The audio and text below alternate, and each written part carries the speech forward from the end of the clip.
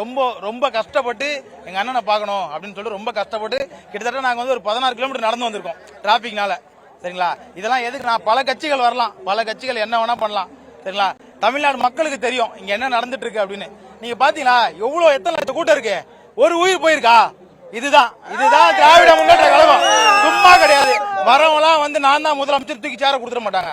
சரிங்களா, ஜெயில பாத்துருக்கணும். சரிங்களா, மிஸ்ஸாவை பார்த்த எங்க தலைவர் நிக்கிறாரு பாருங்க ஸ்டேஜ் மேல. இதுதான் திமுக. சும்மா வந்த உடனே நானும் வந்துட்டேன்னு பேச முடியாது. புரியுதுங்களா? ஃபர்ஸ்ட் வந்து மக்களை பத்தி யோசிக்க, மக்களை விடுங்க. அவனோட தொண்டனை பத்தியே யோசிக்காத தலைவனை வந்து முதலமைச்சர் ஆக்கணும். சின்ன சின்ன குழந்தைங்களா பேசுது. பேசுற பல பேருக்கு வந்து ஓட்டே கிடையாது, அவனுங்க தான் பேசுறானுங்க. இதெல்லாம் புரியுதுங்களா? புரிஞ்சுக்கணும். வரவங்க எல்லாம் எல்லாருமே வந்து என்ன சொல்லுவாங்க, அடுத்த முதலமைச்சர் நான் தான், வந்த உடனே நாங்க சீட்ல உட்காந்துரும் அப்படின்றாங்க.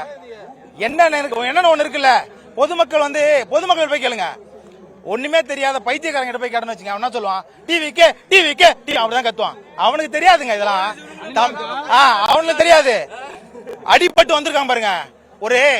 ஒரு புள்ள இல்லாத புருஷன் இல்லாத அம்மா கிட்ட போய் கேளுங்க, இந்த அரசு என்ன பண்ணிருக்குன்னு சொல்லுவாங்க.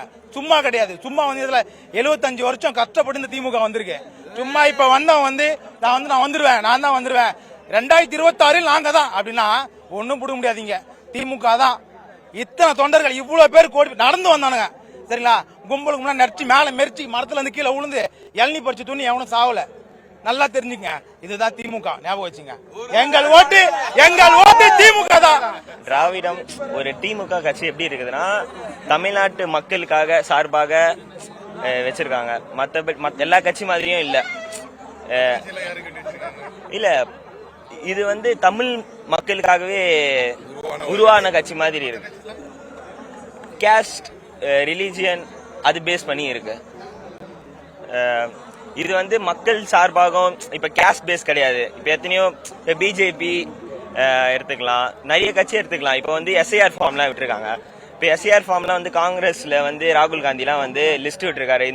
எஸ்ஐஆர் ஃபார்ம் விட்டதுக்கே வந்து எனக்கு கவுண்ட்ஸ் தெரியல, சம்திங் ஃப்ராட் பண்ணியிருக்காங்க. ஓட்டுரிமை கொடுக்குறாங்க. இப்போ வந்து நிறைய பேர் வந்து வட மாநிலங்கள்லேருந்து வந்து இங்கே ஓட்டுரிமை பெற்று இப்போ என்ன அவங்க ஓட்டு போட்டால் அவங்க யாருக்கு ஓட்டு போடுவாங்க?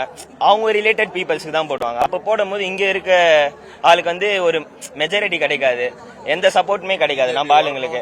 அப்போ அவங்களோட ஆளுங்க வந்தால் அவங்களோட ஆளுமை திறன் தான் அதிகமாக இருக்கும். இதனால வந்து தமிழ் மக்களோட உரிமையெல்லாம் வந்து கைப்பற்றி போகிற மாதிரி சொல்ல வரலாம். மற்றபடி ஒன்றும் சொல்ல விரும்பல. தேங்க்யூ. பார்த்தேன், எல்லாரும் நல்ல சப்போர்ட் இருக்கு. 2026 வெற்றி பெற நிறைய வாய்ப்பு இருக்கு திமுகவுக்கு.